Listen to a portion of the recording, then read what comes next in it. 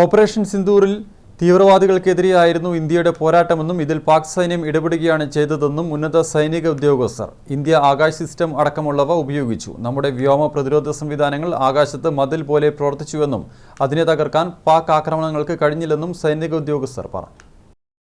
ഭീകരർക്കെതിരെയായിരുന്നു ഇന്ത്യയുടെ പോരാട്ടം. എന്നാൽ പാക് സൈനികർ ഭീകരർക്കൊപ്പം ചേർന്നു. ഇതോടെയാണ് ഇന്ത്യ പാക് സൈന്യത്തിന് ശക്തമായ മറുപടി നൽകിയത്.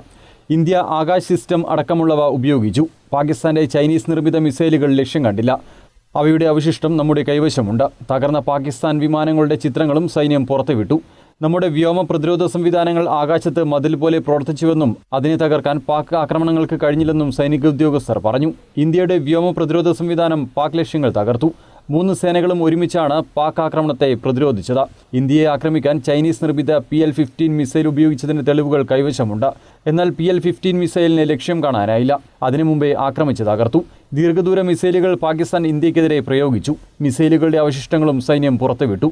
പാക് ആക്രമണത്തിൽ വളരെ കുറച്ച് നഷ്ടങ്ങൾ മാത്രമാണ് നമ്മുടെ ഭാഗത്തുണ്ടായതെന്ന് ഉന്നത സൈനിക ഉദ്യോഗസ്ഥർ പറഞ്ഞു. The numerous waves of drones and unmanned combat aerial vehicles employed by Pakistan were also thwarted by the indigenously developed soft and hard kill counter US systems and the well-trained Indian air defense personnel.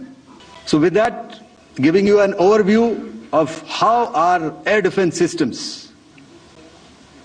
have thwarted the enemy drones, their fighter aircraft, their missiles, and resulted in minimal losses on our side. Air marshal AK Bharat, lieutenant general Rajiv Ghai, vice admiral AN Pramod, major general SS Sharja എന്നിവർ വാർത്താസമ്മേളനത്തിൽ പങ്കെടുത്തു. News desk, Kannur vision.